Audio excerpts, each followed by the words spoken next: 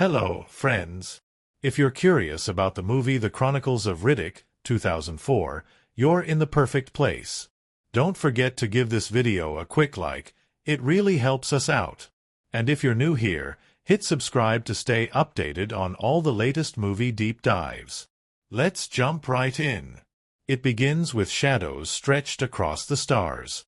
In a universe where the night itself seems alive and watching, a lone fugitive becomes the reluctant pivot on which the fate of entire worlds turns.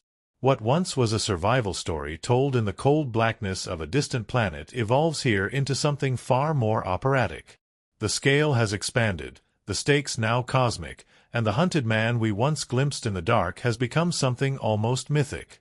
The galaxy is no longer silent. It trembles under the boots of an invading force, ruthless, absolute, and unwavering.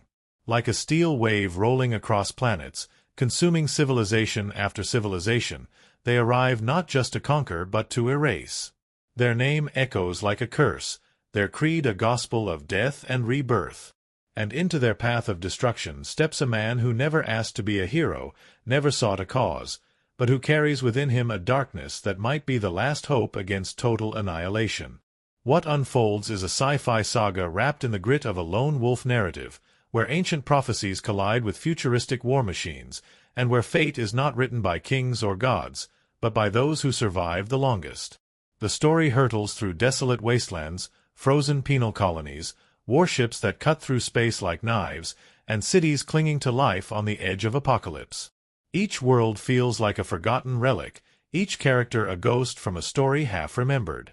And yet, there is something deeply alive in all of it, dangerous, beautiful, and utterly unpredictable. At the heart of it all is a man who was never meant to lead. Born in the shadows, raised in the fire of survival, he is the embodiment of everything the invading force fears: defiance, unpredictability, and a refusal to kneel. He isn't clean. He isn't noble. He kills when he must. He spares when he chooses. And it's this volatility that makes him so dangerous, because while the rest of the galaxy folds beneath the weight of prophecy and fear, he walks through it unbound. His journey begins in hiding, hunted for reasons he doesn't fully understand. The bounty on his head isn't about justice, it's about fear.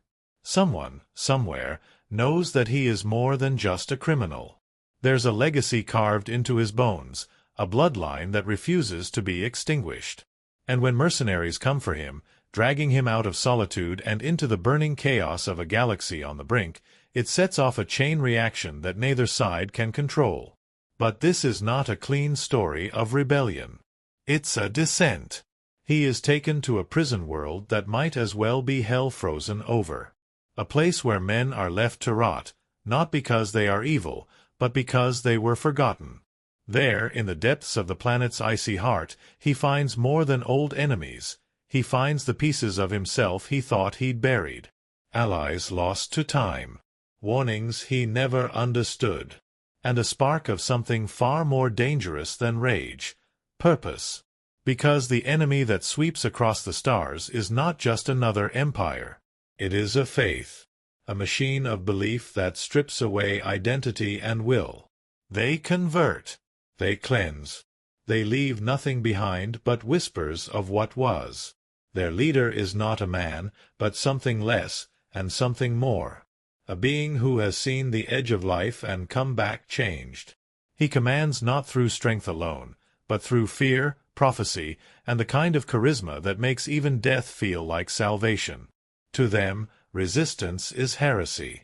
To him, resistance is survival. As the story deepens, pasts are peeled back like old scars. We begin to see the threads connecting everything. The strange abilities the fugitive harbors, the visions he cannot explain, the words spoken in dying breaths by enemies who should not have known his name. It becomes clear that he is not just another piece on the board. He might be the board itself. Not a chosen one in the traditional sense, but a force of nature shaped by pain, forged by abandonment, and honed in the crucible of unrelenting violence. The world-building here is dense, rich, and layered. There are holy men turned warriors, assassins who worship silence, elemental beings who walk like whispers through the corridors of time. Politics twist beneath the surface, betrayals bloom like poison flowers, and alliances are made with hands still dripping in blood. The balance of power shifts constantly.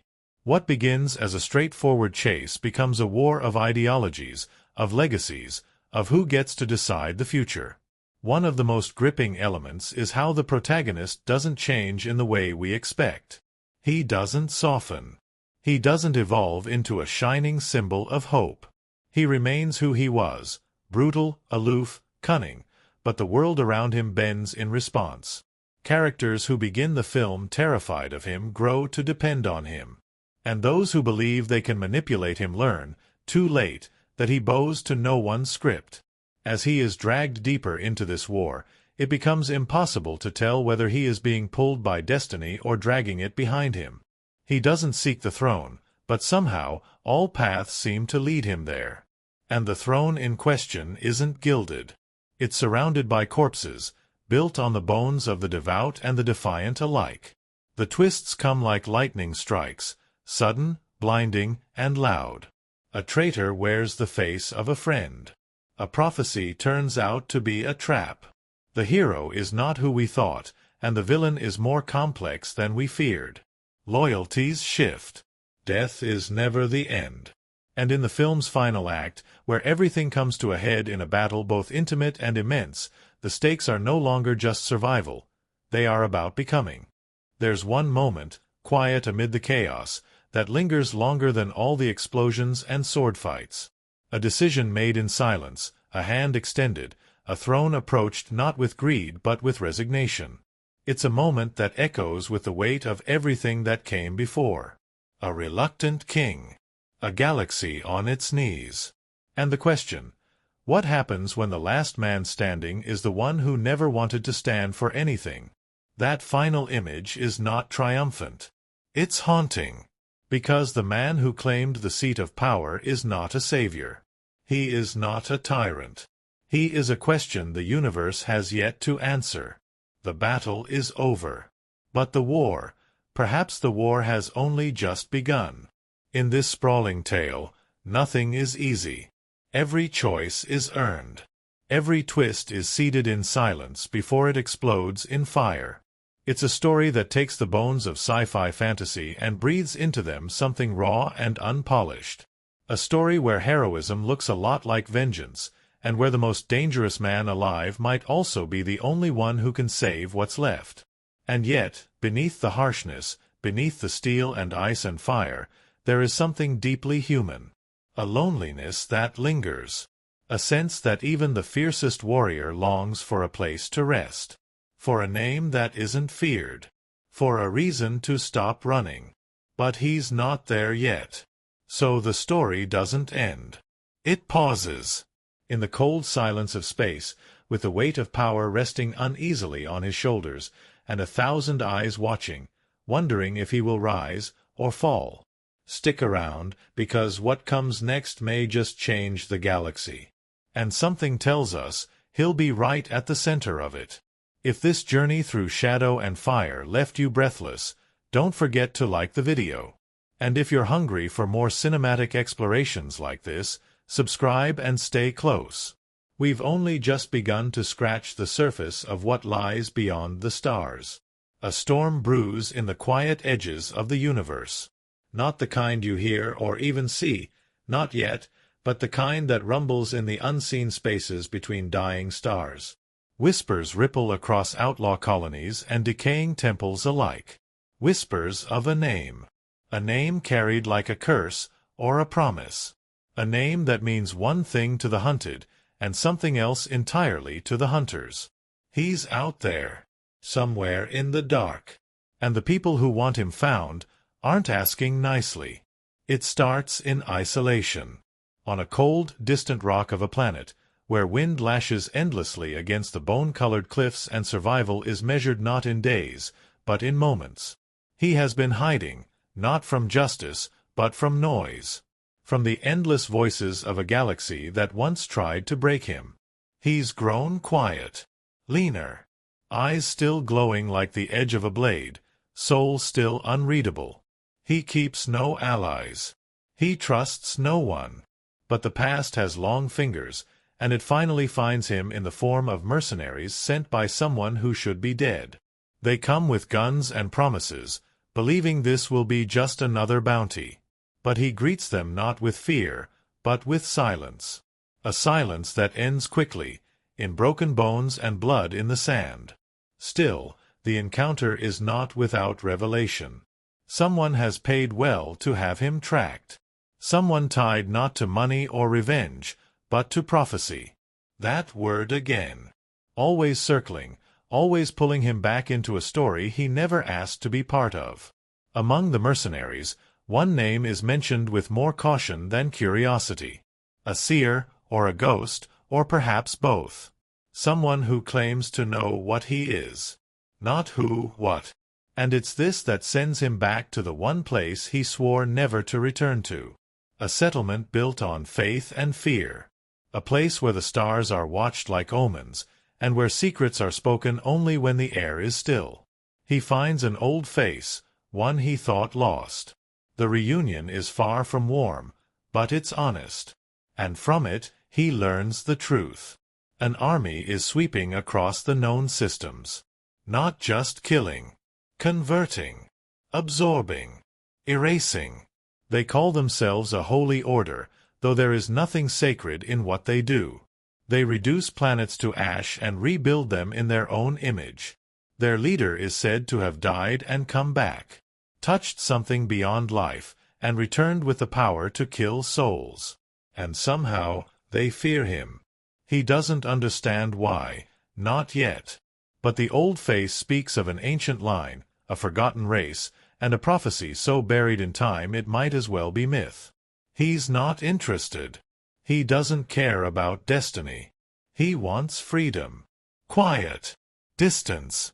But then a name is spoken. A name from the past. Someone who once walked with him in fire. Someone who now suffers in a prison no one escapes from. Crematoria.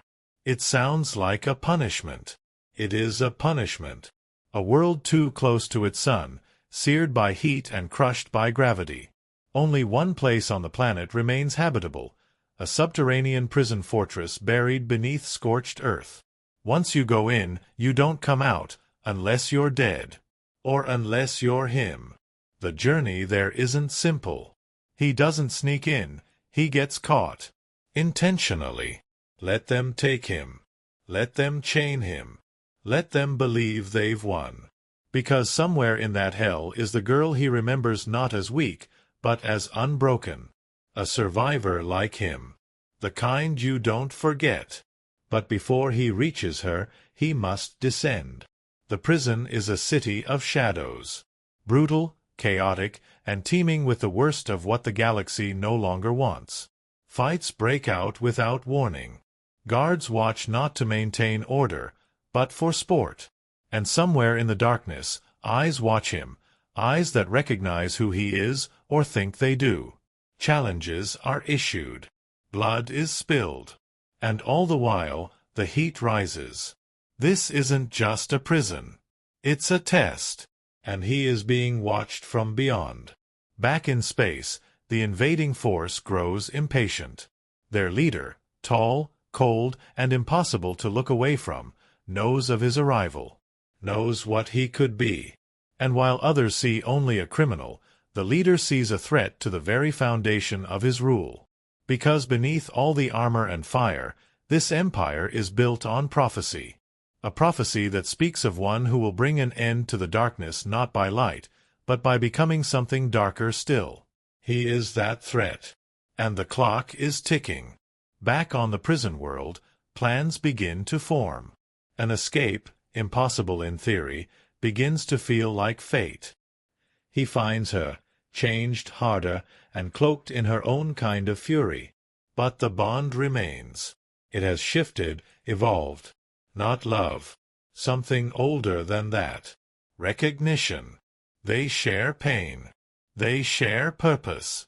And when the time comes to move, they do so not as allies, but as extensions of the same force. The escape is chaos. fire and sand, chains and broken machines. Prisoners riot, guards fall, and above them all, the sky glows with the unbearable heat of a sun too close. Timing is everything. To survive, they must cross the open terrain between prison and shuttle. A stretch of land no one has ever survived under daylight. And yet they run. And it's during this escape, this impossible, searing flight, that something clicks. Not in him, but around him. The way others move. The way they follow. They don't know why they trust him. They don't even realize they're doing it. But they do. Because in the heart of this unforgiving world, he moves like someone who belongs. Like someone who was meant to walk through fire. And never stop. Of course, escape is never clean. There is betrayal. Someone switches sides. Someone who had been playing both ends of the game, hoping to profit from chaos. Engines scream. But through it all, he is unstoppable. Relentless. A storm made flesh. By the time they are clear of the prison's pull, everything has changed. The girl who was once his shadow now steps beside him as an equal. The man who led the betrayal lies broken. And the stars, those cold, endless stars, seem a little closer now. But this is not victory. This is something else. It is movement. He's no longer running. He's circling something. Something big. And somewhere in the distance, the Holy Order feels it too. They send ships. They send killers. They send words wrapped in false promises. None of it matters. He is coming. And whether he believes in prophecy or not, the galaxy does. And it's beginning to tremble. Space folds around him like a cloak. The stars, once indifferent, now feel as though they're watching. Not guiding. Not judging. Just waiting. Waiting to see what he'll do.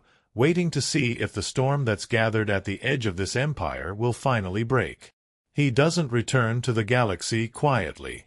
There's no stealth in his path. No attempt to hide. His presence spreads like wildfire, whispered from one dying planet to the next. The fugitive. The warrior. The last of something the galaxy forgot how to fear. And as the Holy Armada draws nearer to its next conquest, it doesn't realize it's already being hunted. The escape from crematoria was only the beginning. What comes now is infiltration, not of cities or fortresses, but of myth.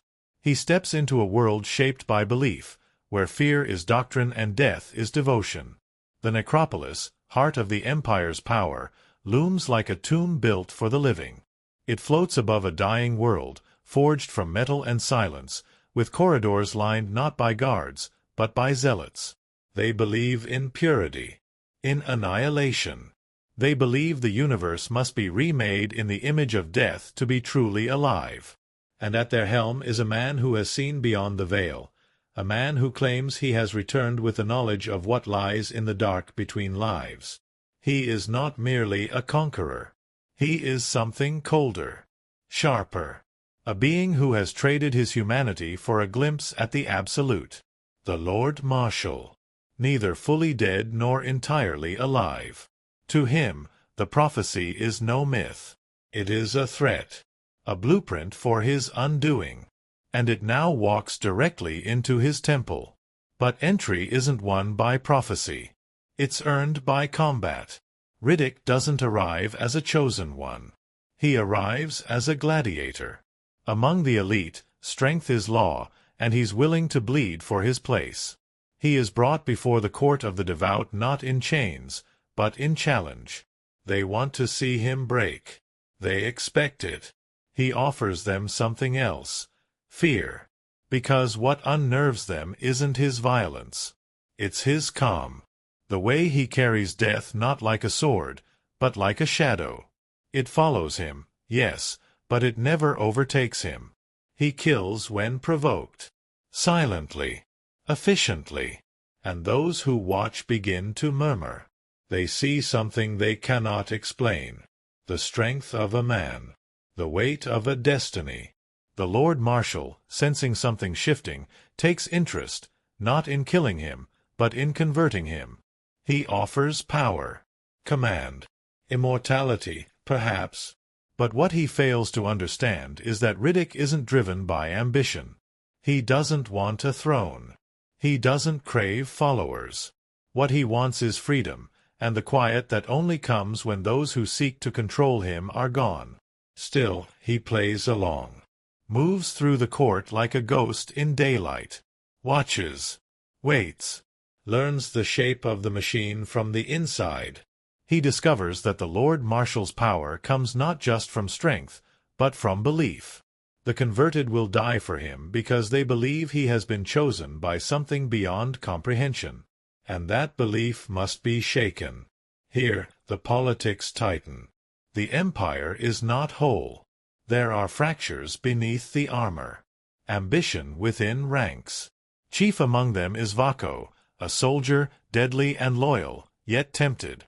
His wife, Lady Vako, watches Riddick with the eyes of someone who sees opportunity in blood. She whispers into her husband's ear that the Lord Marshal can be replaced. That the prophecy might serve them, too. Meanwhile, the woman from the prison, the one who once followed him like a shadow, has changed. She has been captured. Not physically, but ideologically. Broken down, reassembled. Given rank, armor, command. But there's a flicker in her still. A fire not entirely extinguished. When she sees him again, the clash is inevitable. Not a fight of blades, but of wills. She tries to kill him. She fails. Not because he's stronger, but because part of her doesn't want to. They lock eyes in the ruins of trust. And in that moment, she remembers. The prison. The dust. The sun chasing them across burning land. She remembers who she was before they shaped her into something clean and cold. Her hands tremble. But redemption, in this world, is not kind. It doesn't offer escape. It demands sacrifice. When the Lord Marshal realizes the danger has grown too close, he moves to extinguish it. A trap is set. A public confrontation. Meant to humiliate. To end the prophecy with blood and spectacle. But it's here, in the open, that the mask of invincibility begins to crack. Riddick survives the ambush. Barely. Betrayed by those who offered alliance. Left for dead beneath the steel sky. The woman dies defending him. Her armor shattered. Her eyes open. But her soul, perhaps, free at last. And it's her death that shatters whatever hesitation he once carried. Now, it's not just survival. It's not just resistance. It's war. He returns like vengeance, rising from the bowels of the city, cutting through the elite with the fury of someone who knows exactly where to strike. No longer playing their game, he begins writing his own rules. Stealth gives way to slaughter. Shadows flood corridors. Even the devout begin to falter. And when he finally reaches the throne room, where the Lord Marshal stands alone, certain of his victory, it isn't a clash of armies. It's a duel. Steel against speed. Strength against ferocity. Faith against fury. The Lord Marshal moves like a phantom, blinking through space, attacking from impossible angles. But Riddick fights not with precision, but instinct. Like an animal. Like the dark itself. Blow after blow, they wear each other down. Until the mask slips. Until the Lord Marshal bleeds, and then comes the moment. One strike. Swift. Final. The Empire's god falls to his knees. And dies. The silence afterward is deafening. The court doesn't erupt. There is no outcry. No resistance. The devout simply kneel. Not in mourning. Not in protest. But in recognition. In their world, the one who kills the king becomes the king. And Riddick, bloodied, breathing, stunned, looks down at the corpse of a monster and up at the sea of bowed heads. He hadn't come to rule. But now he does. He takes the throne, not out of desire, but because the universe gave him no other choice. The final image isn't triumphant. It's quiet. A man forged in fire, now encased in steel. Surrounded not by friends, but by ghosts. The galaxy is his now. The question is, what will he do with it? The prophecy is fulfilled. But the future remains unwritten. And the stars, they are still watching. There's something about him that doesn't belong in the world around him. He walks through it like an echo out of time, too still, too sharp, too dangerous. You can feel it when he enters a room. Not just presence but weight. Like gravity shifts slightly, tilting everything in his direction. And yet, he's not loud. He rarely raises his voice. Because in a galaxy full of men who scream to be heard, he's the one they all go quiet for.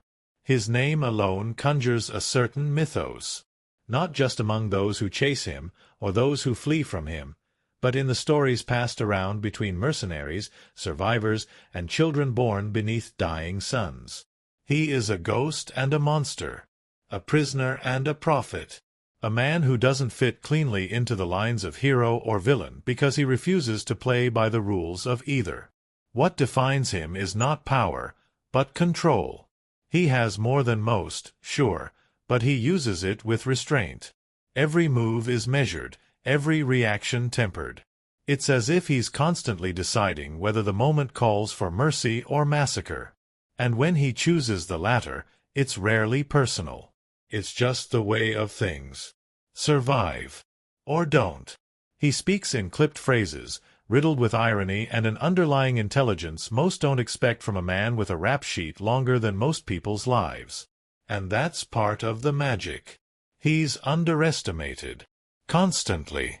People look at the chains on his wrists or the glowing eyes that cut through the dark and assume they understand him. They don't. They only see the surface. The animal. The killer.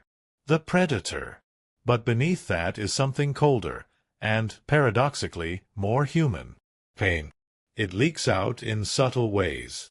In the way he remembers names, even those who betrayed him. In how he hesitates when confronted with someone who used to matter.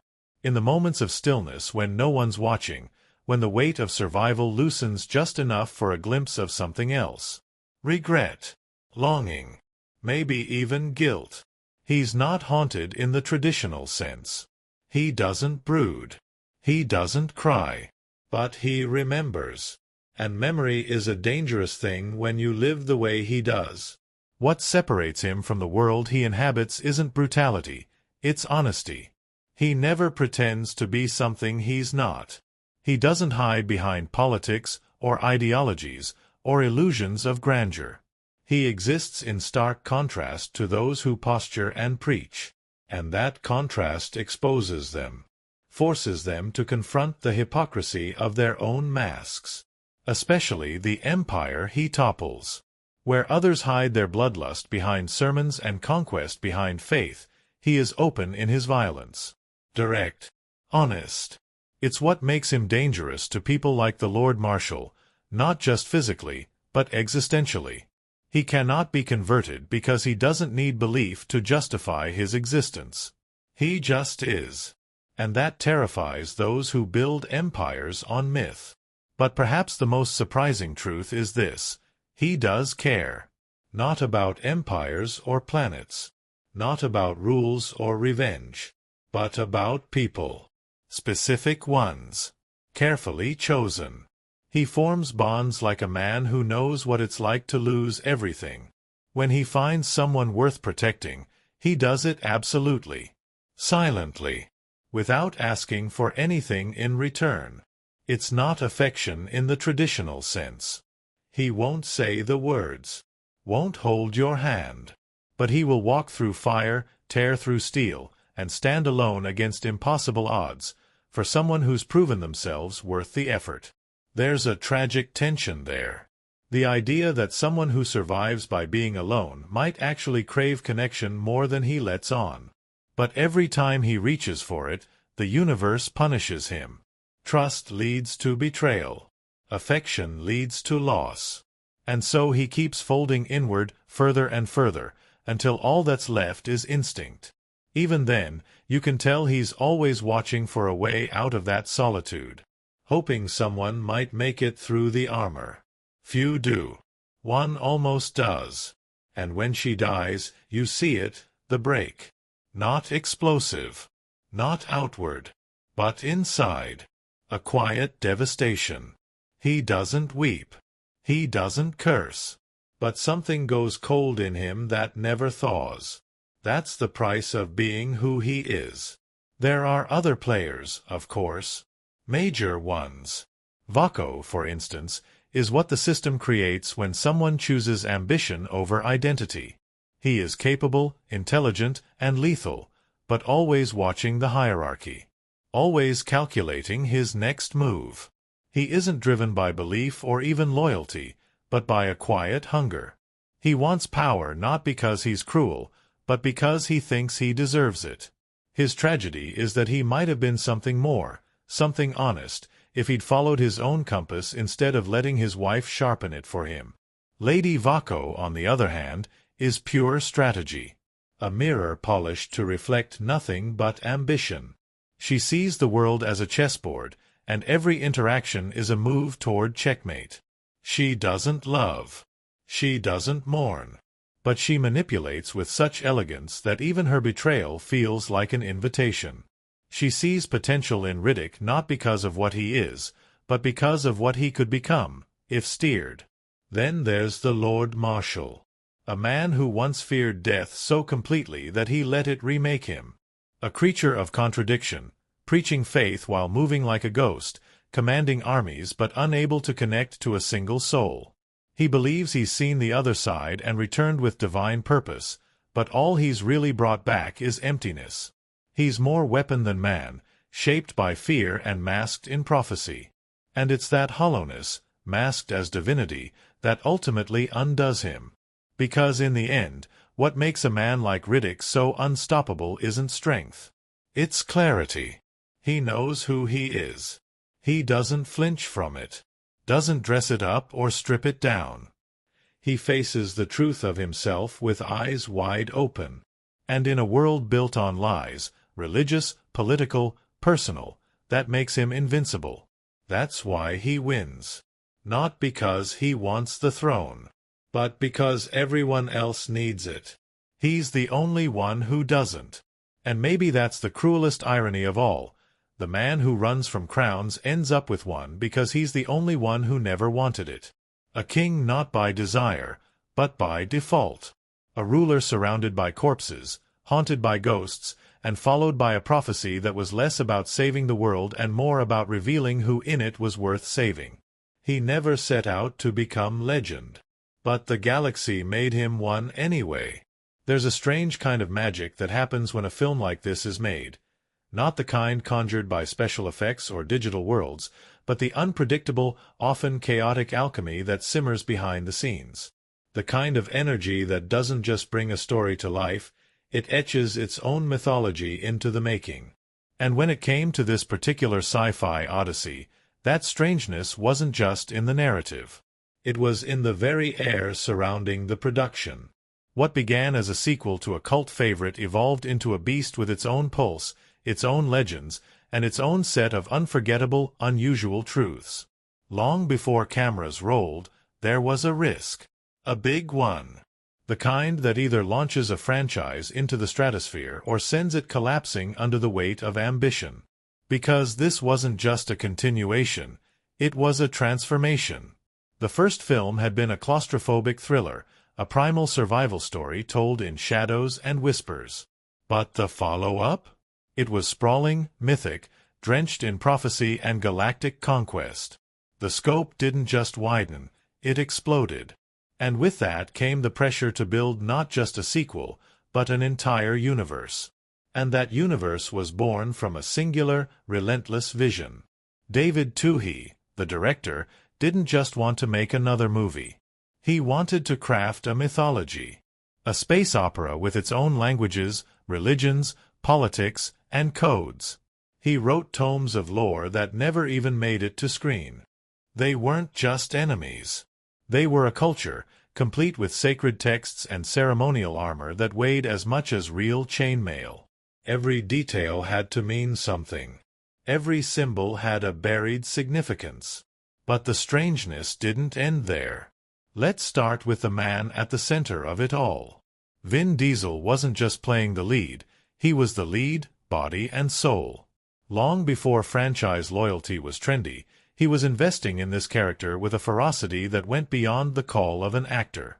He believed in Riddick as a mythology, not just a role. And he fought for him. He put up his own money to reclaim the character rights. That's right, Vin Diesel agreed to a cameo in The Fast and the Furious, Tokyo Drift purely so Universal would hand over the rights to Riddick. He traded a moment in one franchise to breathe life back into another. A decision made not by studio mandate, but by personal devotion. And it didn't stop with legal deals. He immersed himself in the world Twohy was building, giving notes on the script, developing Riddick's voice in ways that never made it onto paper. He worked out in the armor to get used to its weight. He spent hours choreographing fight scenes with the stunt team, pushing for realism over spectacle. It wasn't about looking cool. It was about moving like a predator. Watching him move in the film feels like watching a force of nature, but that grace came from repetition, sweat, and the quiet obsession of a man determined to evolve a character from cult icon to mythic figure. And speaking of armor, that leads us to the costumes, which were a whole saga of strangeness in themselves. The Necromonger costumes, designed to evoke both ancient ritual and futuristic menace, were so heavy and complex that actors could barely sit in them. Karl, who played Vako, had to have a custom-built stool that supported him without wrinkling or bending the plates of his costume. The boots alone weighed several pounds. Every movement had to be rehearsed and recalibrated. And the helmets? They weren't just props. Some were mechanized, rigged to shift open and closed with servos, which sometimes malfunctioned and snapped shut unexpectedly during takes, much to the alarm of the actors trapped inside them. Then there were the contact lenses. Riddick's signature shine, those eyes that cut through darkness like twin moons, weren't just a digital trick. Diesel wore custom-designed mirrored contact lenses that made it nearly impossible for him to see clearly. He filmed entire action sequences in these lenses, half-blinded, relying on spatial memory and rehearsal to hit his marks. One misstep, one misjudged distance, and it could have ended badly. But he insisted on them, wanted the eyes to be real. Not faked in post. They were part of Riddick's identity. A curse, a weapon, a window. He wasn't going to compromise.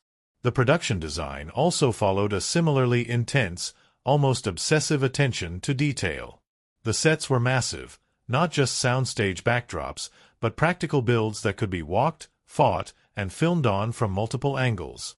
The Necropolis set spanned several stories, designed like a cathedral hollowed out by time and tyranny. Every panel was sculpted. Every corridor was functional. The throne room was built with Real stone, and the raised platform on which Riddick would one day stand was positioned with such eerie symmetry that some cast members joked it felt more like a ritual site than a film set. And then came crematoria. One of the strangest and most grueling portions of the shoot took place on the fabricated surface of the prison planet. The environment had to feel like it was actively trying to kill you. The temperature difference, the atmospheric pressure, the burning sun, and the deadly cold, it all had to feel real. And while the scorching light was simulated, the intensity was very much real. Lighting rigs the size of buildings were constructed to mimic the unforgiving sun. Actors would sweat through costumes, and the stunt team rotated through injuries just trying to sell the desperation of a mad dash through a lethal environment. The ground itself was covered in crushed glass and treated with reflective material, making every movement a hazard, every fall a potential injury. And let's not forget Judi Dench. Yes, that Judi Dench. Academy Award-winning, Shakespearean legend, Dame of the Realm. In a space epic. Playing an elemental being of air and wisdom. How did she get here? That's its own story. According to the filmmakers, Diesel personally wrote her a letter, explaining his vision for the film and why her presence would elevate the entire mythology. She found the offer strange, unexpected, and accepted.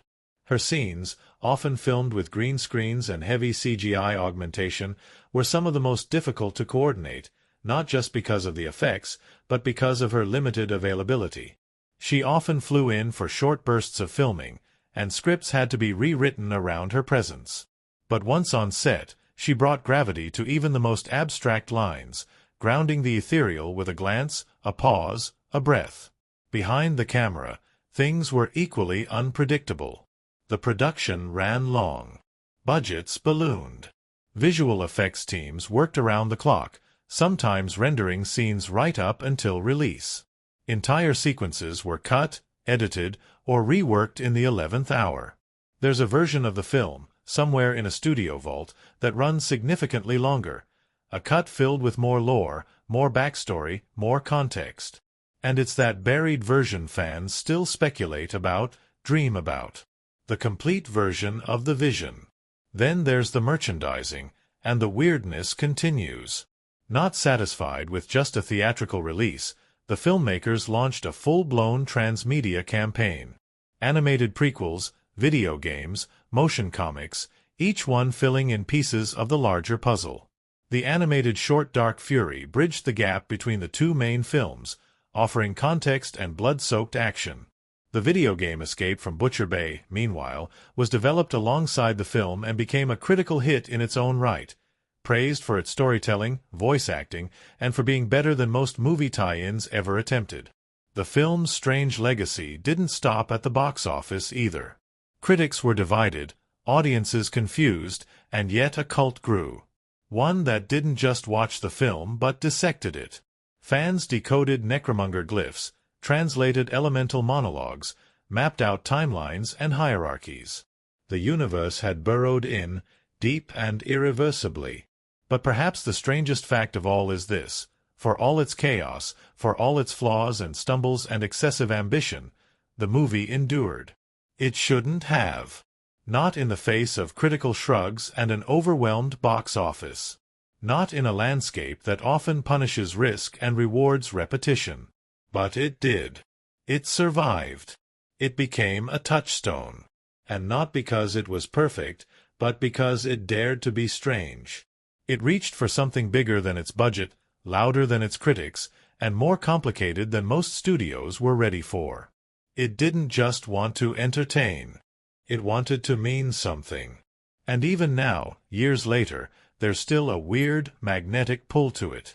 Something in the shadows of its world. Something that lingers in the steel blue of Riddick's eyes.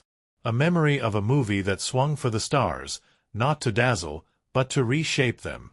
And in the quiet corners of sci-fi fandom, that strangeness, that ambition, it's still echoing. There's a particular kind of silence that falls over a theater when the screen goes dark and the final frame lingers, just long enough to make you wonder whether what you've seen will stay with you, or vanish as quickly as it came. With this film, the silence is not empty. It's loaded. It crackles. Because something has shifted. You can feel it, even if you don't fully understand it yet. The story you've just witnessed wasn't built to comfort or reassure. It was built to challenge. To provoke. To bend the very frame of the sci-fi genre into something heavier, stranger, and more brutal than expected. From the opening sequence, the film announces itself with scale. Not simply in size or setting, but in ambition. What began as a grounded, gritty survival story in an earlier chapter now expands into a galaxy-wide opera of conquest, prophecy, and ideology. And yet, even amid the grandeur, it doesn't forget the dirt. The steel. The blood under the fingernails. That duality, between epic mythology and primal instinct, is at the heart of its most significant narrative events. And it's where the film finds its uneasy, often polarizing, power. Take the arrival of the necromongers. Critics were quick to draw parallels, fascist analogues, holy crusaders, even echoes of imperial Rome. But the truth is, they defy easy categorization. They don't conquer for territory. They convert. They believe themselves not merely superior, but chosen. Their leader claims to have seen the afterlife and returned to deliver others through death. This is where the film stops being just a sci-fi action flick and edges into something far more unsettling. It becomes an examination of faith weaponized, of belief twisted into a machine. The architecture of their culture reflects this with eerie precision. Their ships resemble temples. Their soldiers move like monks. Every moment they're on screen is heavy with ritual and dread. And when they arrive on Hellion Prime, bringing fire and scripture in equal measure, the film reaches one of its most pivotal turning points. The fall of the city is not treated as spectacle. It's filmed like an execution. Slow. Inevitable. The resistance crumbles not because they aren't brave, but because they're unprepared to fight belief with bullets. And into that chaos steps a man who doesn't believe in anything. Riddick's return to civilization isn't triumphant. It's disruptive. Like a virus introduced to a closed system. The political leaders try to use him. The mercenaries want to cage him. The necromongers want to erase him. And he just wants to be left alone. But isolation is no longer an option. Because the world has decided he means something, whether he agrees or not. From a critical lens, this is where the film does something daring.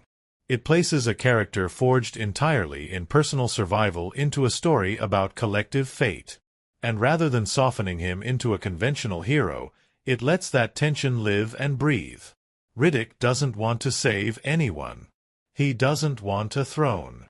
But at every turn, his nature, his refusal to submit, upends the order of things. Nowhere is this more starkly portrayed than on Crematoria. The prison planet sequence is not just a visual high point, it's an emotional and thematic crucible. Critics have rightly pointed to it as the film's most visceral stretch, not simply because of the chase across the burning surface, but because of what it reveals. Riddick's return to the prison, his reunion with Kyra, and the escape through fire are laced with metaphor. This isn't just an action beat, it's a reckoning. A reckoning with his past, his failures, and the cost of walking alone for too long. Kyra, once the girl he saved, has become something sharp-edged and angry. Her transformation is a mirror held up to him. She followed his path, and it nearly destroyed her. The film doesn't spoon-feed this, but it simmers beneath every exchange between them. When she says, bitterly, "You didn't come back for me," it's not just accusation. It's a wound. A question. What do you owe someone who once believed in you? This tension culminates not in redemption, but in tragedy. Her death, in the necropolis, is one of the film's most debated moments. Some critics argued it was manipulative. Others saw it as a necessary turning point. But through a more careful lens, it becomes clear that this is where the story turns inward. Riddick has been reacting up to this point, fighting for air, for freedom. But Kyra's death snaps him into something else. Not grief. Not revenge. Purpose. A purpose he never asked for, but now wears like a scar. From this point on, the film narrows its gaze. It becomes less about the galaxy and more about the throne. The Lord Marshal is not a villain in the traditional sense. He is calm. Controlled. A zealot, yes, but also a man who truly believes he is beyond death. His power is not just physical, it's spiritual. And it's this belief, this sense of unassailable destiny, that makes him dangerous. He isn't conquering because he must. He believes the universe demands it of him. And then comes the duel. Here is where the film lays bare its central question. What happens when a man who believes in nothing comes face to face with a man who believes in everything? The duel is not choreographed for style. It is brutal, unforgiving. There are no one-liners. No slow-motion heroics. It's a battle of attrition. Of raw, desperate survival. And when the Lord Marshal dies, not with fanfare, but with shock, the film holds the moment. Quiet. Uncomfortable. And the court kneels. Because this world doesn't care why you win. Only that you win. This final image of Riddick seated on the throne, surrounded by the very people who tried to destroy him, is where the film lands its heaviest punch. It's not a moment of victory. It's a question. What does a man who never wanted power do when power is handed to him by those he just conquered? And more haunting still, what if this was always the plan? Critically, the reception was as divided as the film's tone. Some praised its ambition, its willingness to take a grimy antihero and thrust him into a mythic narrative with Shakespearean overtones. Others called it bloated, incoherent, too strange for its own good. But even its harshest critics admitted one thing: it was bold. It took risks. It didn't coast on what worked before. It expanded, reinvented, reached. And for some, that reach was what made it resonate. Because thematically, the film taps into something deeper than its sci-fi trappings. It explores identity, not just of individuals, but of civilizations. What do we worship? What do we sacrifice in the name of belief? What happens when we place our hope in prophecy, only to watch it fulfilled by someone who wants no part in it? And emotionally, it lives in the tension between isolation and connection. Riddick is not a savior. He is a survivor. And that makes his accidental ascension both tragic and compelling. There is no celebration in the end. Only the quiet hum of something unfinished. The throne is not redemption. It is a cage. And yet, it lingers. Years after its release, the film continues to spark debate. It remains, for many, a story that defies easy definition. A space opera dipped in grime. A parable carved in steel. A film that tried to merge the mythic with the monstrous, and somehow made them both feel human. And in that final moment, when the camera pulls back and the stars stretch out like scars across the night, we are left with an image not of peace, not of resolution, but of possibility. The universe is watching. And the man on the throne? He hasn't blinked. Some films feel like they're made on a set.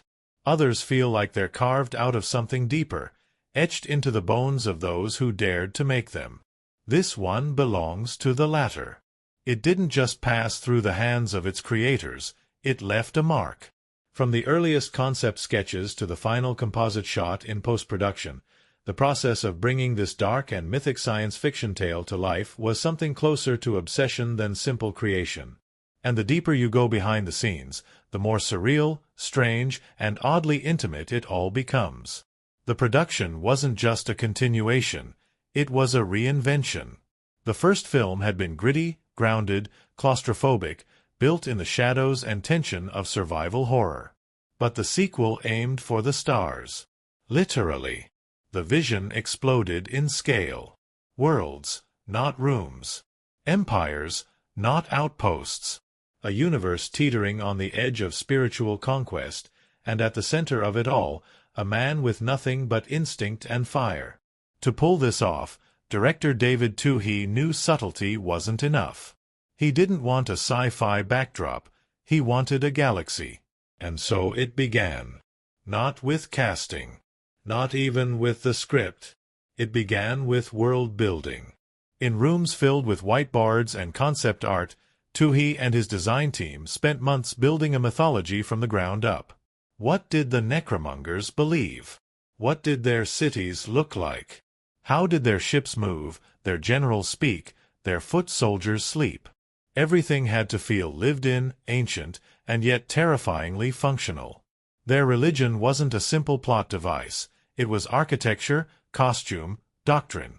A visual language. And speaking of costume, those pieces became their own legend during production. The necromonger armor wasn't just designed to look otherworldly. It was designed to hurt. The crew leaned into the idea that beauty and menace could come from weight, from discomfort, from form that imposed itself on the actor's body. The result? some of the most visually imposing armor sets in modern sci-fi cinema, and an absolute nightmare for those who wore them. Karl Urban, who played Vako, reportedly spent more time in fittings and adjustments than in actual rehearsal during pre-production. His armor was so heavy, he had to lean against walls between takes just to rest. Even the smallest head movements had to be choreographed due to the restrictive collars and helmets. But the production didn't stop at aesthetic suffering. It pushed into the terrain of full immersion filmmaking. The crematoria sequence, one of the film's most intense stretches, was filmed on a set so blisteringly lit that actors often walked away with real burns. The sun-chasing scene, where characters sprint through a corridor while an artificial sunrise melts the walls behind them, required massive custom light rigs that simulated heat with terrifying effectiveness. Cast and crew were constantly rotating out due to dehydration. Set floors were layered with treated sand and heat-resistant compounds, and at one point, several pieces of camera equipment overheated mid-take. It was all for authenticity. And that authenticity extended to Vin Diesel's experience as well. For Diesel, this wasn't just a sequel. It was a personal gamble. He had leveraged his career to keep the franchise alive, trading a cameo in another blockbuster just to secure the rights to Riddick. But his involvement wasn't just executive level. He was on set early, late, constantly, working with stunt teams, rewriting dialogue, even adjusting lighting setups with the crew when something felt off for the mood. His dedication spilled into the physical, too. He trained endlessly to move like Riddick, with that low center of gravity, almost animalistic gait. Then there were the contacts. Those now iconic eyes weren't just CGI magic. Diesel wore mirrored contacts during filming, full reflective lenses that completely obscured his vision. Filming fight scenes like that, nearly blind, required extreme muscle memory and months of rehearsal. The stunt team developed a system of clicks and whispered cues just off-camera to help him navigate without looking directly at his marks. And yet, despite the intensity, there were strange moments of levity too. Like the time a member of the crew, dressed in full necromonger armor, tripped on a cable and toppled like a statue into the craft services table. No one could lift him. It took 3 people and a crowbar just to get his chest plate loose enough for him to breathe again. Or the moment when a ventilation system malfunctioned during the Necropolis shoot, causing artificial fog to thicken until actors couldn't find each other on set. For 20 minutes, the set became a ghost town. Cameras still rolling, catching accidental footage that would later be used in establishing shots. Then came Judi Dench. When her casting was announced, there was genuine confusion across the industry. The regal dame of stage and screen, in a dystopian sci-fi epic? And yet, she brought a serenity to the film that balanced its aggression. Dench, despite being surrounded by green screens and technomonks, never broke character. Her scenes as an elemental felt almost whispered into the chaos, offering a strange grace to the otherwise brutal tone of the film. And she had a sense of humor about it. During breaks, she would sometimes refer to herself as Space Grandma, and reportedly asked Vin Diesel if she could keep her floating throne as a souvenir. She did not. The prop was far too large. But she loved the script's audacity, the boldness to create something strange and poetic in a genre often chained to rules. Meanwhile, back in the trenches of post-production, visual effects teams were working with sleepless intensity. The world of the Necromongers was a blend of practical and digital, and sometimes the seams between them vanished entirely. Ships weren't just rendered, they were sculpted first. Physical models were 3D, printed, scanned, and digitally enhanced, allowing for motion that mimicked mass and inertia. The engines roared with real physics. The shadows cast were studied from real architectural light simulations. And then there were the fight scenes. Riddick's combat wasn't built for flair, it was built to hurt. The stunt choreography team approached every fight with the mindset of survivalist pragmatism. Blows were meant to disable, not perform. Bones broke. Eyes gouged. Every movement came from the hips, the shoulders, the animal inside the man. One of the most difficult scenes to choreograph was Riddick's final duel with the Lord Marshal, partly because of the special effects needed for the Lord Marshal's phase-like abilities, but also because Diesel insisted on doing almost all the physical work himself. Every dodge, roll, parry, done blind, sweating, and in body armor.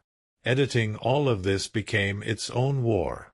The first rough cut was nearly 3 hours long, filled with slow, poetic interludes, planet-wide establishing shots, extended monologues about belief, fate, death.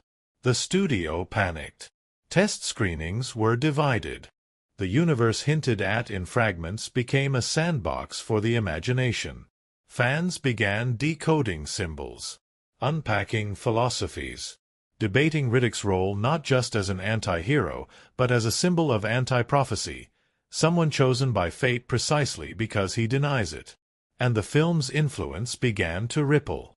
In the years that followed, pieces of its visual and thematic DNA appeared in other stories. Dark sci-fi started to embrace grit again. Mythology returned to space operas in new, unexpected ways. And through it all, the strange saga that began in a prison and ended on a throne remained a strange, glowing artifact of cinema that dared to try something more. Because what makes the film's production so compelling isn't just its scale or its effects. It's that it was believed in. By its director. By its star. By its costume designers and set builders and stunt coordinators. By every grip who stood in unbearable heat, every actor who sweated through 5 layers of armor, every digital artist who zoomed in on a 3-second shot for 12 hours straight to get the shadows just right. It wasn't perfect, but it was made in the old-fashioned, sweat-on-the-floor, blood-in-the-sand way. And when you watch it, really watch it, you can feel that. Under the chrome, under the lore, under the shadows of dead gods and living kings, you can feel the strange heartbeat of a film that refused to be small. That risked ridicule to reach for something unforgettable. That's not just movie-making. That's myth-building. There are stories that live and breathe through their characters. Others, through their plots. And then, every so often, there are stories where the very world becomes a character. Alive, suffocating, watching. In this film, the setting is not background. It is the very skin of the tale. It wraps around the narrative, pressing against every moment, shaping the characters, challenging their survival, and whispering its own truths through sandstorms, steel cathedrals, and the frigid glow of unfamiliar suns. It begins not in a forest or a city, but in the vacuum of deep space, a place so vast it should feel empty, and yet it doesn't. From the very first frame, the universe presented to us feels full. Not crowded. Not busy. Full of weight. History. Shadows that stretch further than light can reach. Planets don't just orbit. They loom. Space stations hang like crucifixes over desolate moons. And the silence isn't peaceful. It's oppressive, humming with things just out of view. Hellion Prime is the first world that truly opens up to us. It's a city of sunlight and sanctity, a beacon of civilization and diplomacy amid the galactic wild. But it's not clean. Not really.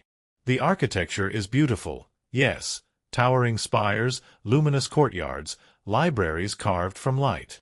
But beneath the marble is a kingdom trembling. There's a faint desperation in the way its scholars speak, in the tightness around the politicians' eyes. It's a world that knows it's about to be swallowed. The camera never lingers too long on beauty without revealing its fragility. The light here plays tricks. It's always bright, but never warm. The cinematography on Hellion Prime uses a pale, golden hue, almost sterile, almost washed. It creates a sense of exposure, like nothing can be hidden. And yet everything is. Secrets fill the halls. Every wide shot feels like it's framed from the eyes of someone watching from a higher place, as if the city itself is under constant surveillance. It sets a tone that tightens the longer you stay. This is not a safe haven. It is a sanctuary under siege. And then the necromongers arrive. Their ships eclipse the sky like omens. Black, Baroque and massive, they descend not with speed, but with certainty. The contrast is immediate. Hellion Prime is curved and open. The invaders are angular, enclosed. Where Hellion breathes, they choke. Their vessels resemble ancient tombs fused with industrial machines. Their interiors are not designed for comfort or even function, but for awe. Columns stretch to absurd heights. Chambers are built to dwarf the soul. Everything about their presence says, kneel. Inside the necropolis, their floating fortress, cinematography turns stark and symmetrical. The color drains. Blacks and grays dominate. Set design embraces a kind of sacred brutality. The floors echo. The walls absorb sound. There's no softness, no humanity. Light is used sparingly, and always from odd angles, backlighting, silhouettes, shafts of pale illumination that fall like judgment. It creates an atmosphere of divine menace. These are not just warriors. They are fanatics, stepping through their own cathedral of conquest. Every setting in the film is loaded with this kind of intention. But none are more unforgettable than Crematoria. Crematoria is the film's beating heart of dread. A prison planet that's less a location than a threat. From the moment the name is spoken, you know it's a place no one leaves intact. Visually, it's pure hostility. The surface is a furnace, an endless desert of cracked earth, glowing rock, and heat mirages. The sky is pale with smoke and dust. And then there's the sun, a predator that sweeps across the land in lethal waves. The film uses a desaturated, high-contrast palette here, orange light slamming into blue shadows, creating a disorienting heat even from your seat. You feel the danger before the first character even steps into it. But it's what lies beneath the surface that amplifies the atmosphere. The prison facility is buried deep underground, a stark contrast to the scorched world above. Metal corridors stretch like veins. The cells are cages within cages. The lighting flickers, harsh and green. Cinematography tightens here. Shots are closer, movement more erratic. You can feel the tension pressing in. It's a claustrophobic environment where violence is always one breath away. And yet, it's also strangely calm. The guards are quiet. The prisoners resigned. The silence says more than the shouting ever could. Then comes the breakout, and the infamous surface run. One of the most visually intense sequences in the film, the escape through the shifting shadow line on Crematoria uses practical lighting and in-camera effects to simulate the encroaching wall of solar fire. It's not just a chase, it's a race against planetary wrath. The camera stays low and fast. The edits are brutal. Faces twist in heat. Metal glows white. The ground itself becomes a character, groaning and fracturing as time runs out. It's not just about speed. It's about survival. And the sequence captures something rare in modern sci-fi, the feeling that the planet itself wants you dead. Once the story ascends into the Necromonger ship for its climax, the mood doesn't shift, it deepens. The throne room is one of the most iconic visual constructs of the film, not just for its scale, but for how it reinterprets power. The space is layered, stepped, lit like a mausoleum. The walls are etched with scripture. The very air seems thin, as though reverence itself is suffocating. When Riddick enters here, he's not just a man, he's a disruption. The cinematography changes with him. The camera moves differently. Cuts come faster. Angles go lower, framing him like a storm rising into sacred space. The duel that follows, between him and the Lord Marshal, leans into these visual themes. It's not a clean fight. It's jagged. The Lord Marshal's ability to phase through space is depicted with sudden blinks, lens flares, distortion. Riddick's movements, by contrast, are grounded, sharp, brutal. The film plays with motion here, not just of bodies, but of the frame. The camera shakes, spins, stutters. It's an unholy dance in a cathedral of silence. And when the final blow lands, The camera pulls back slowly. Not to celebrate, but to mourn. To question. That's the key to the film's visual language. It never just shows. It interrogates. Every location feels like it holds a secret. Every shot is framed like a warning. The cinematography doesn't try to awe you with scale alone. It tries to disorient, to provoke. The lighting is sparse, often cruel. It forces your eye into places you don't want to look. Corners, ceilings, eyes that gleam in the dark. The shadows aren't hiding monsters, they are the monsters. Even sound design plays a vital role in reinforcing these environments. On crematoria, the heat sings. It hisses. On Hellion Prime, the hum of civilization is undercut by whispers and distant thunder. And aboard the necromonger vessels, sound disappears altogether in places. Moments unfold in silence, making you lean in, only to be shattered by some mechanical scream or whispered command. It creates a rhythm that keeps you off balance, immersed in a world that refuses to comfort. Every element of the cinematic toolkit is sharpened and used with purpose. Color is never accidental. Composition is never idle. Even the slowest scenes carry a hum of tension, because the settings themselves refuse to be passive. The worlds in this film feel, not like sets, not like backdrops, but like stages built from myth, from suffering, from memory. And it's this that lingers. You remember the characters, yes. You remember the action, the lines, the blood. But it's the places that haunt you. The sun-blasted horror of crematoria. The mournful elegance of Hellion Prime. The cold cathedral silence of the necropolis. These are not just locations. They are reflections. Of belief. Of cruelty. Of prophecy and rebellion. In the end, it's fitting that the final image is not a shout, but a gaze. A man on a throne, surrounded by death, lit from above as if judged by the stars themselves. And behind him, shadow. Endless. Watching. Waiting. The universe isn't just the setting for this story. It's the witness. Some films feel like storms. Not because of their storylines or explosive action, but because of what happens behind the camera. Moments of chaos, bursts of brilliance, long stretches of tension, and the constant hum of something wild just beneath the surface. This one was exactly that kind of storm. What made its way to the screen was a mythic, sci-fi epic about prophecy, survival, and the unwilling rise of a man into legend. But what happened behind the scenes? That's a different kind of story. Less polished, more human, and in many ways, just as gripping. It all started with a gamble. The kind of gamble that doesn't just shape a film, it defines it. Vin Diesel wasn't just the star. He was the heartbeat. The story existed because he wouldn't let it die. After the success of the earlier film, a smaller, grittier tale of survival horror, Diesel saw something bigger. He didn't just see another movie, he saw a universe. And while studios hesitated, he doubled down.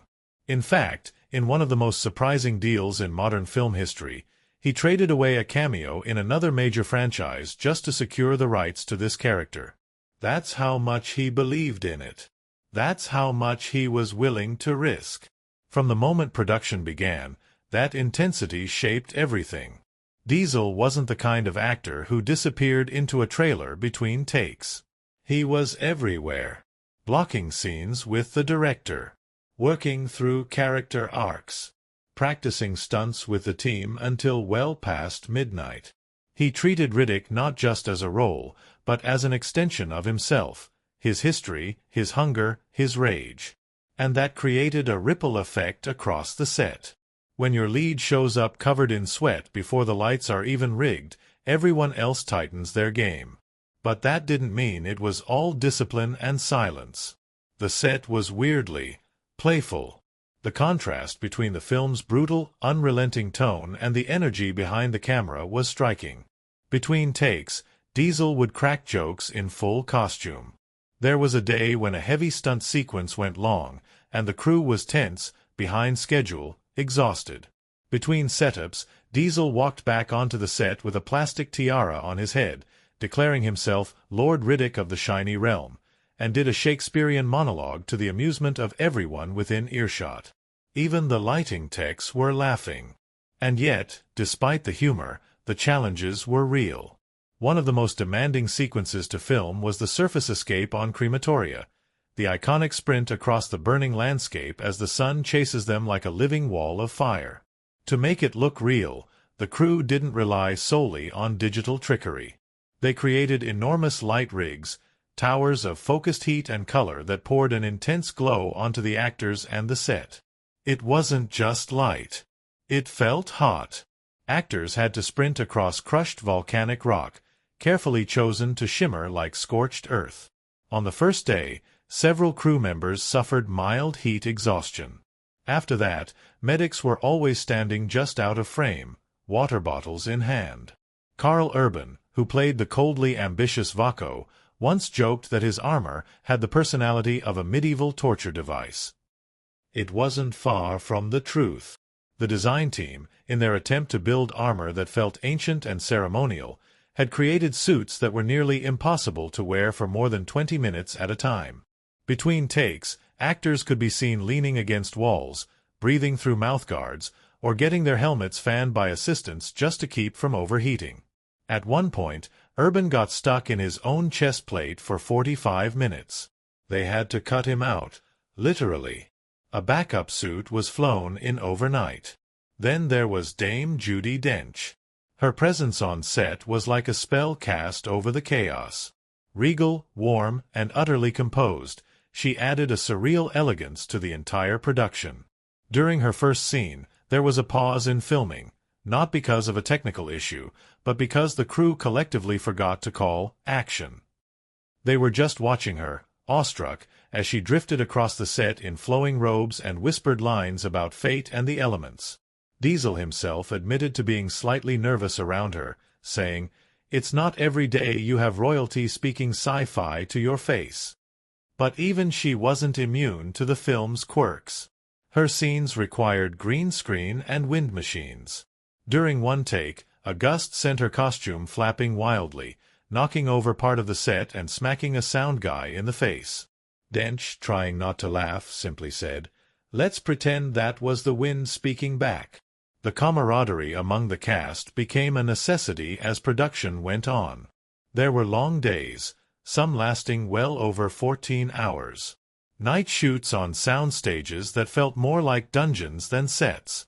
Fight choreography rehearsed in silence, in darkness, until it felt less like acting and more like muscle memory. It built bonds. Diesel and Urban developed a strange rhythm together, communicating entire scene changes with nothing but looks and hand gestures. Thandiwe, whose character played silent strategist to Urban's warrior, often stayed behind after her scenes just to watch how the stunt team moved, saying she felt it gave her character a better sense of control to observe how the real violence unfolded.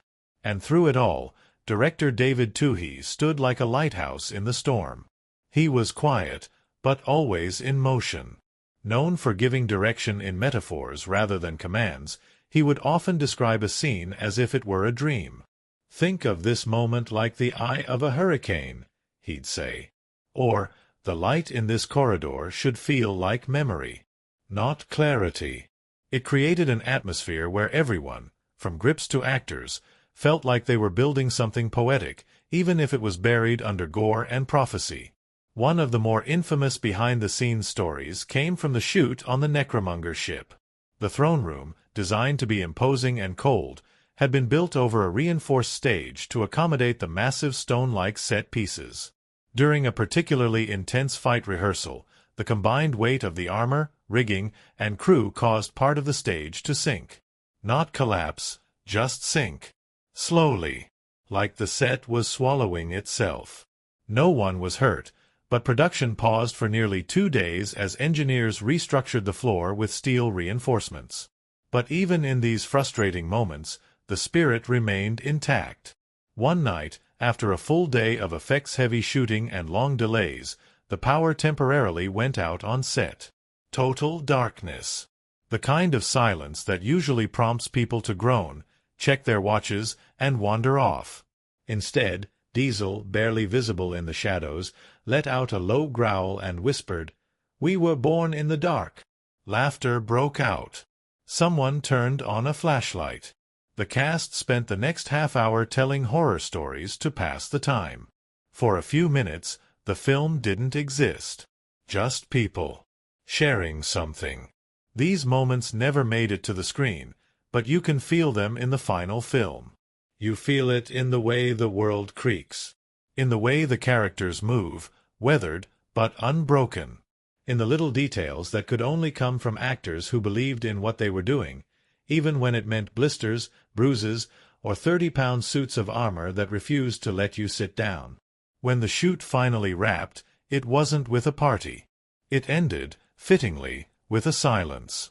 Diesel stood on the throne set, still in costume, looking out over the camera rigs and cables, the fake stone and digital tracking dots. He didn't say much. Just nodded. Tired, but proud. He'd walked through fire to keep this story alive. And somehow, through all the madness, it had happened. That's the thing about movies like this. They aren't clean. They aren't easy. They fight back. But when they finally break free, when they live, they carry with them every bruise, every stunt, every night spent arguing about whether the sun should rise over the left shoulder or the right. They carry the work. And in this one, the work is everywhere. Hidden under every fight, every look, every whisper from the shadows. The storm came. And what remains is the film. Scars and all. There are stories that tell you what they're about. And then there are stories like this one, quietly pulsing with layers just beneath the surface, refusing to explain themselves outright, demanding instead that you look closer. At first glance, it appears to be about survival, rebellion, power. And it is. But those are only the shadows flickering on the wall. Behind them, something older breathes. Something elemental. This film isn't just about the man who stands at its center. It's about what he represents. The struggle not just to endure, but to define the self when the universe insists on naming you first. From its opening minutes, the film plants its central question in silence. What does it mean to resist destiny? The man at the heart of the storm is not a savior. He doesn't want to be. He doesn't ask for it.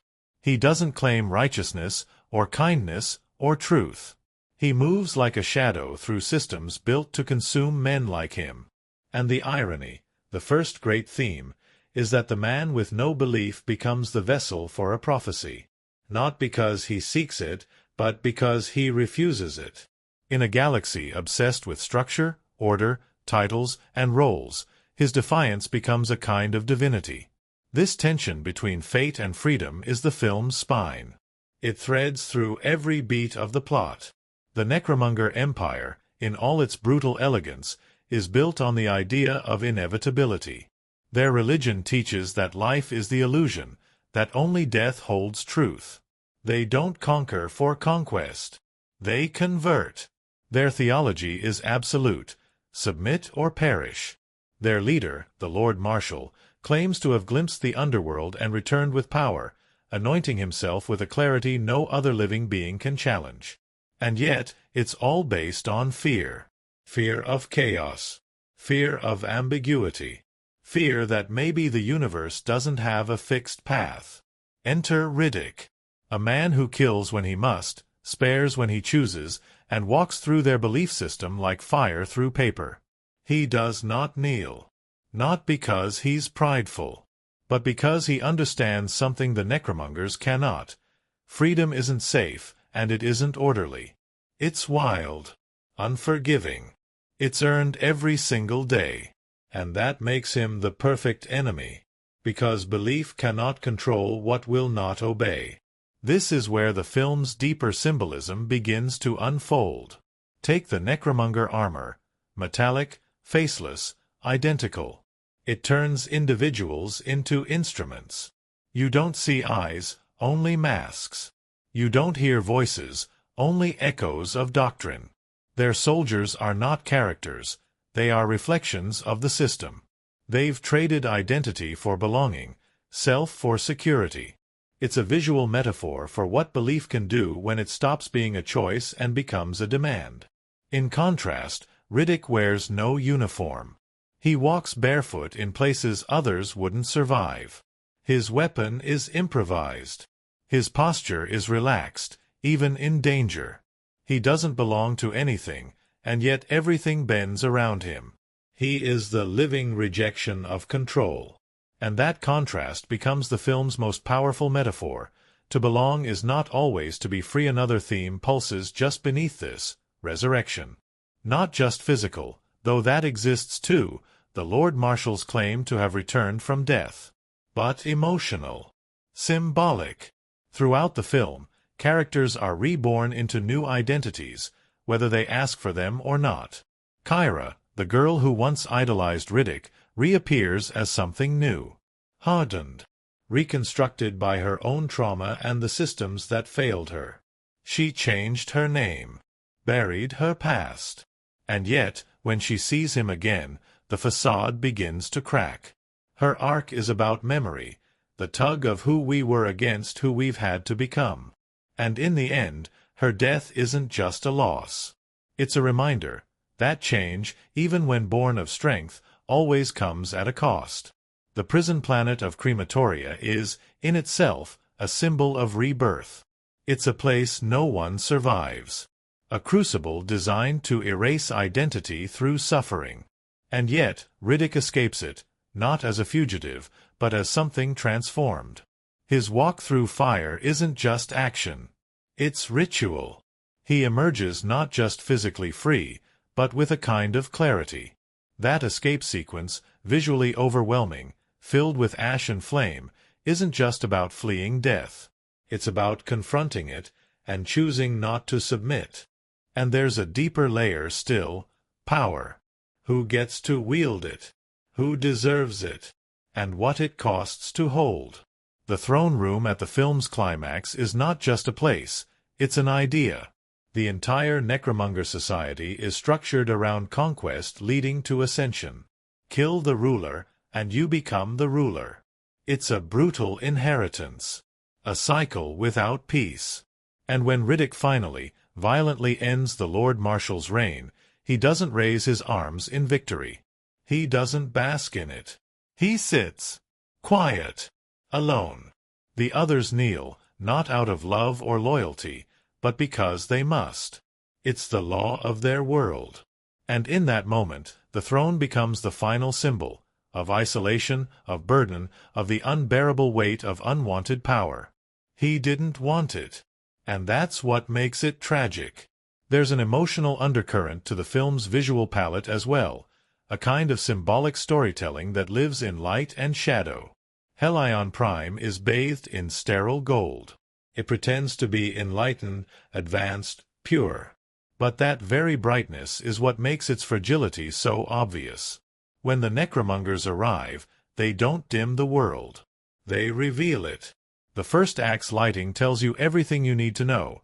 A civilization that's lost its fight, that clings to knowledge as if it can ward off collapse. The harsh contrast serves as both beauty and omen. Crematoria, on the other hand, is all extremes. Fire and ice. Light that burns, darkness that freezes. It's symbolic of the internal war waging within every character, between their past and present, between what they were and what they're becoming. It is the film's crucible. And no one emerges unchanged. The Necromonger ships? They're almost entirely devoid of warmth. Lit from beneath. Surfaces slick and black. They float not like vehicles but like temples. Every corridor a sermon. Every corner a confession. When Riddick enters them, the camera begins to shift. Angles widen. Movement slows. You feel him stepping not into enemy territory, but into the belly of ideology itself. And it's there he must confront the truth. That belief, when weaponized, becomes indistinguishable from tyranny. Even the Lord Marshal himself is symbolic. His ability to phase in and out of space is not just a sci-fi gimmick. It represents detachment, how absolute power can make one untouchable, above consequence. He never feels real to those around him. He's an idea more than a man. That's why his death lands so hard. It isn't just the end of a villain. It's the collapse of a belief system, a rupture in the illusion of divine authority. But perhaps the most resonant theme of all, one that threads quietly through every scene, is loneliness. Not solitude, not isolation by choice, but the deeper kind. The kind that comes from being unfit for the world you walk through. Riddick isn't lonely because no one loves him. He's lonely because no one understands him. Not really. He has no place, no home. And every time someone tries to get close, it ends in blood, in betrayal, in loss. Even at his most victorious, he is alone. Sitting on a throne meant for a tyrant, surrounded by soldiers who fear him, not follow him. That image, the solitary king, haunted not by guilt but by the burden of survival, is the film's emotional core. Because in a world that demands submission, the price of rebellion is often silence, the kind that no title or power can drown out. And so the film doesn't end with a bang. It ends with a question. What does it mean to win in a world where power is poison? What does it mean to be chosen by a system you never believed in? These themes, destiny versus defiance, the cost of freedom, the weight of identity, the hunger for power, and the ache of loneliness, they don't scream at you. They don't lecture. They whisper. Behind the growl of engines, behind the clang of swords, behind the low hum of belief systems crumbling under their own weight, they whisper. They whisper of a man who walks through fire. Not to lead, not to save, but simply to keep moving, because the universe keeps chasing him, and he will not kneel. Sometimes a film is remembered not just for what it shows, but for how it shows it, for the invisible hands behind every frame, every cut, every echo that ripples through the speakers like a whisper in a cathedral. It's easy to look at a movie of this scale and see only the spectacle, the towering ships, the otherworldly armor, the harsh suns, the slow descent into deathly cathedrals of steel and bone. But beneath all that grandeur lies the true architecture, the techniques that breathe mood and rhythm into the chaos. This film wasn't just made. It was sculpted. Every movement, every sound, every flicker of flame carved to leave a scar, not just on the screen, but in the viewer's memory from its opening moments. The tone is set not through exposition, but through sensory immersion. The director, Twohy, understood that world-building in science fiction isn't just about design, it's about feeling. The way light pools across metal. The way boots echo down a corridor. The way silence can be more violent than sound. And so the camera doesn't just see, it listens. It breathes. One of the film's signature choices lies in how it captures scale. Unlike many sci-fi epics that favor wide, sweeping drone shots to showcase grandeur, this film often begins in close, tight, almost claustrophobic frames. The audience is drawn into corners, into detail, before it's allowed to see the whole. A hallway before a chamber. A gauntlet before the throne. And then, only then, does it open up, revealing structures so vast they feel almost religious. This method of visual reveal builds tension not through action, but anticipation. The camera is a kind of predator, stalking the space, slow and deliberate. Cinematographer Hugh Johnson, who previously worked on equally atmospheric films, approached each environment with a language of contrast. Crematoria is blistering with high saturation and overexposed glare, almost painful to look at. The necromonger ships are the opposite, low-key lighting, long shadows, monochrome. And between these two extremes, the eye is constantly adjusting, never allowed to rest. It creates a visual rhythm that mimics the journey of the characters themselves, between fire and frost, freedom and control. The lighting itself often serves as silent narration. Riddick, for instance, is almost always shot in shadow, even when standing in lit rooms. His edges are blurred. He belongs to darkness, not as an evil force, but as something primal. It's a choice that speaks louder than any line of dialogue. Meanwhile, the Lord Marshal is bathed in cold whites and metallic blues, colors often associated with sterility and divine detachment. There's no warmth in his light, only clarity, the kind that burns rather than guides. She just walked in, and the temperature dropped. And then there was Judi Dench. Her casting was, by all accounts, one of the production's greatest surprises. A regal powerhouse of stage and screen, stepping into the realm of space opera with the kind of calm assurance that only she could carry. In press junkets, Dench confessed that she wasn't entirely sure what she'd signed up for. "Vin wrote me a beautiful letter," she said, smiling. "And I thought, well, I've never been a space ghost before." But despite the visual effects, the wires, the green screens, Dench brought gravity. Her character, a being of wisdom and breath, served as a counterbalance to the chaos. And every line she spoke carried a kind of mournful truth, as though she was already watching the galaxy fall from some distant place. The camaraderie on set wasn't all solemn intensity. Behind the scenes, the cast shared a rhythm built not on hierarchy, but trust. Urban told stories of long rehearsals and late-night conversations. Diesel often played music between takes, dark ambient tracks or tribal drums, to keep everyone in the same emotional space. There were injuries, delays, reshoots, and frustrations. But the cast never fractured. Because at the center of it all was a shared belief that this wasn't just another sci-fi movie. It was their story, one they were telling together. And when the film finally made its way into theaters, the world wasn't quite ready for it. Critics were divided. Some were unsure what to make of the tonal shift from the first film's gritty horror to this installment's mythic ambition. Others praised the world-building, the production design, the sheer scope of what it tried to accomplish. But audiences, especially the ones who had been there from the beginning, responded with something stronger than praise. They responded with loyalty. Forums lit up with discussions. Fan art flooded message boards. Viewers broke down dialogue for subtext, dissected ships and symbols, tried to connect every thread of lore hinted at in a single line of exposition. It wasn't just entertainment, it was a world they could enter and stay in. One reviewer wrote, "I didn't realize I'd been starving for a sci-fi film that wasn't about saving the world, but surviving it." Another said, "It's like someone made a movie out of the parts of mythology most people skip, the dark corners, the reluctant gods." But it wasn't just online fandom. In post-screening interviews, everyday viewers echoed the same sentiment. Riddick meant something.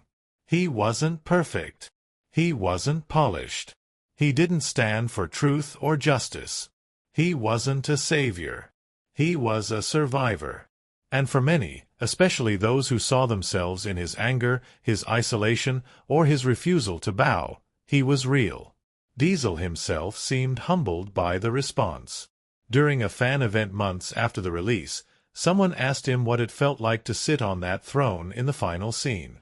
He paused for a long time, then said quietly, "It felt like carrying everyone who ever said, 'I'm not supposed to be here,' and proving them wrong."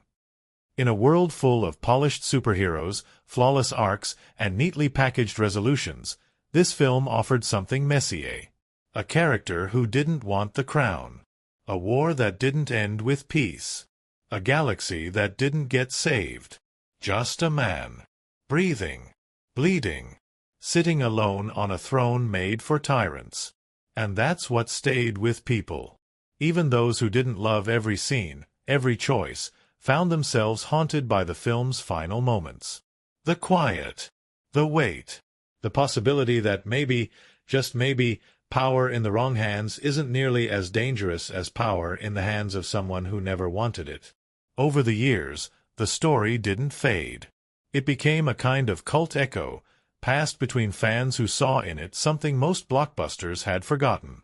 That greatness doesn't always look like a rising sun. Sometimes, it looks like a broken man, limping out of a prison, dragging prophecy behind him like a broken chain. And when people talk about it now, when they revisit it, when they write essays or fan fiction or just sit in their rooms rewatching that throne room scene with the volume up and the lights down, it's not just nostalgia. It's connection. To a cast that believed in what they were doing. To a film that dared to be strange. To a character who never needed to be loved, only understood. And somehow, in all its dark beauty, it found exactly that. When the screen fades to black and the echoes of war and prophecy quiet into silence, what lingers is not just a film. It's the feeling of having walked through something vast and ancient, something not entirely understood, yet deeply felt. We began with a man, half myth, half fugitive, dragged into a conflict he never chose, and watched as that same man rose, not in triumph, not in glory, but in quiet defiance of everything that tried to name him. This story was never just about saving the galaxy. It was about surviving it. About carving out identity in a world that demands obedience. And the character at its center never claimed to be a hero. He never asked for allegiance, for titles, for thrones. All he asked was to be left alone. And yet, the universe didn't give him silence. It gave him a crown. We explored how this reluctant journey unfolds, beginning in the shadows of forgotten systems, slipping through prison cells and temples of death, and rising, step by brutal step, into the throne room of the very enemy that tried to erase him. We traced the duality at the film's heart, a world of control and belief, pierced by a man who refuses both. We dove deep into the characters, the warrior who runs from fate, the zealot who worships it, and those caught in between, playing games of power and loyalty in a galaxy without mercy.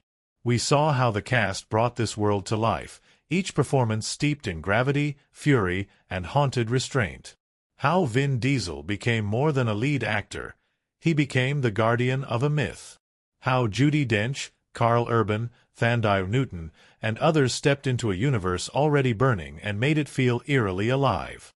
And behind that screen, we uncovered what really shaped the film.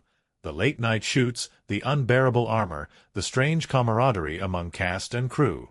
The green screens and cathedral sets. The jokes between takes, the injuries, the improvisations that rewrote entire scenes. The film wasn't born in a clean studio. It was dragged into being, like its protagonist, through sweat and fire. We ventured through the film's bold visual identity, how it used light like language, how every shadow whispered intention. We traced the use of sound, not just to thrill, but to create a sonic mythology, from the mechanical prayers of the necromongers to the animal stillness that accompanied every breath Riddick took. Editing was used like punctuation, giving rhythm not just to the action, but to the silence between moments, the breath before the storm, the pause before the knife.